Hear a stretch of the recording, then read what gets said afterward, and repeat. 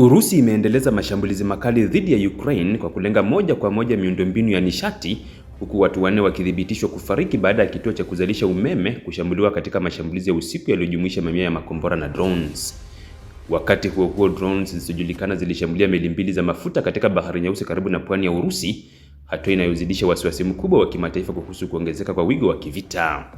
Kwa mujibu wa jeshi la anga la Ukraine, Urusi ilirusha takriban makombora 25 na drones 293 katika mashambulizi ya usiku mmoja, yakilenga hasa miundombinu ya nishati na miji mikubwa. Mkoa wa Kharkiv ulikuwa miongoni mwa maeneo yaliyoathirika zaidi, ambapo kituo cha posta kilipigwa na kusababisha moto mkubwa.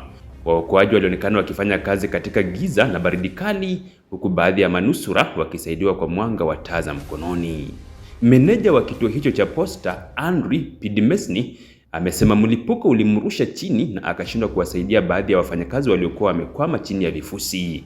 Gavana wa Kharkiv alithibitisha vifo vya watu 4 na kujeruhiwa kwa wengine 6 katika mashambulizi yaliyotokea nje ya jiji kuu la mkoa huo. Rais wa Ukraine, Volodymyr Zelensky, amesema mashambulizi hayo yamesababisha kaya mamia ya maelfu katika maeneo karibu na Kyiv kukosa umeme. Ameutaka tena ulimwengu, hasa washirika wa magharibi, kuiongezea Ukraine mifumo ya ulinzi wa anga ili kukabiliana na mashambulizi ya mara kwa mara ya Urusi.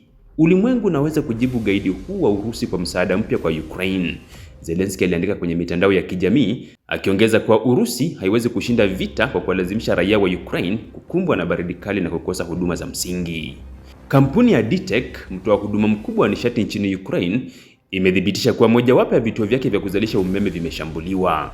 Kampuni hiyo imesema haya ni mashambulio ya 8 dhidi ya mitandao yake tangu Oktoba, na jumla ya mashambulizi dhidi ya vituo vyake tangu uvamizi wa Urusi mwaka 2022 imezidi 220.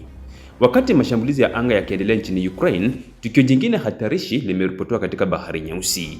Meli mbili za mafuta zinazomilikiwa na kampuni za Ugiriki, Matilda yenye bendera ya Malta na Delta Harmony yenye bendera ya Liberia, zimeshambuliwa na drones wakati zikiwa karibu na kituo cha Caspian Pipeline Consortium CPC karibu na bandari ya Novorossiysk. Meli hizo zilikuwa zinatarajiwa kupakia mafuta ya Kazakhstan. Kwa mujibu wa mamlaka za nishati za Kazakhstan na Wizara ya Masuala ya Baharini ya Ugiriki, hakuna majeruhi waliotokea na meli hizo hazikupata uharibifu mkubwa. Delta Harmony ilikuwa haina mafuta wakati wa mashambulizi, huku Matilda ikithibitishwa kuwa bado ina uwezo wa kuendelea na safari zake. Ukraine haijatoa kauli ya moja kwa moja kuhusu mashambulizi hayo ya baharini.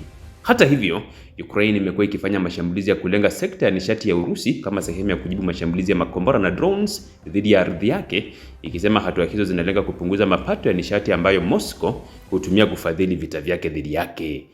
Mashambulizi hayo, hasa dhidi ya miundombinu ya CPC, yameibua wasiwasi na malalamiko kutoka Kazakhstan, ambayo husafirisha takriban 80% ya mafuta yake kupitia kituo hicho. Kadri mashambulizi yanavyozidi kuongezeka ardhini, angani na baharini, dalili zinaonyesha kuwa vita vya Urusi na Ukraine vinaingia awamu mpya yenye hatari kubwa zaidi, huku raia wakiendelea kubeba mzigo mkubwa wa mgogoro huu katikati ya baridi kali na uharibifu wa miundombinu muhimu.